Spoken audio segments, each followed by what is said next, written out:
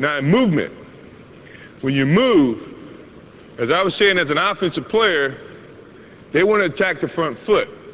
The reason being is, in a correct defensive movement, as you open up to guard the defense, to guard the offensive player going to your right, to his left, you have to pivot. You have to pick up this foot, pivot, drop step, and then slide. Keeping your defensive stance, keeping your balance, keeping your butt parallel to the floor, staying in a low position so you can move a lot quicker.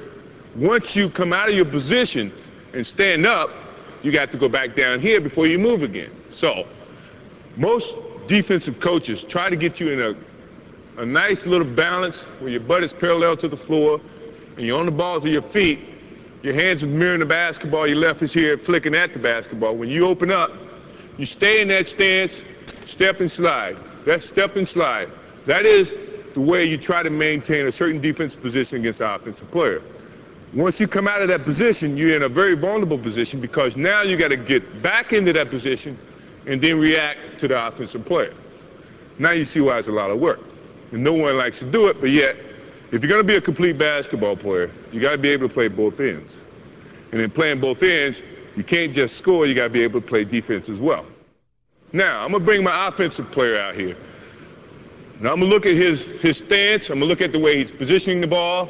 You remember, as an offensive player, I always said you have to protect the basketball. So if he's not protecting the basketball, I can flick at the basketball.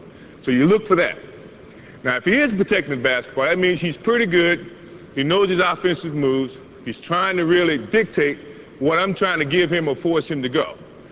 Well, as a defensive player, I'm trying to take away his options. So I'm going to step up, mirror the basketball, limit his options, force him to go one way.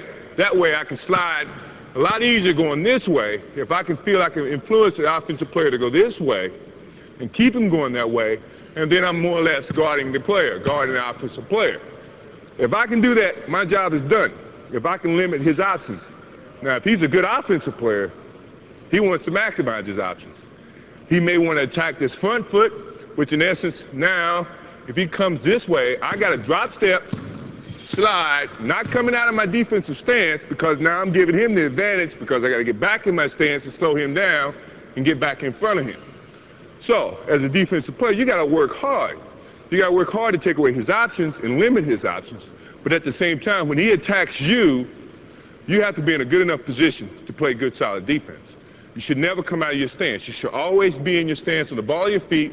Hands are very active, moving, trying to limit his passing, trying to aggravate him as an offensive player, create mistakes if he can make mistakes. If he's not really good, sound offensive player, he's going to give you some options to attack him from.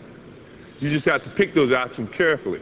And not with your hands, not with poor defensive stances, but with adequate and certain fundamentals as a defensive player. So if I'm playing here, and I'm moving, I'm stepping and sliding, I'm sliding, using my body, using my slide, standing in front of him, trying to contend his offensive capabilities.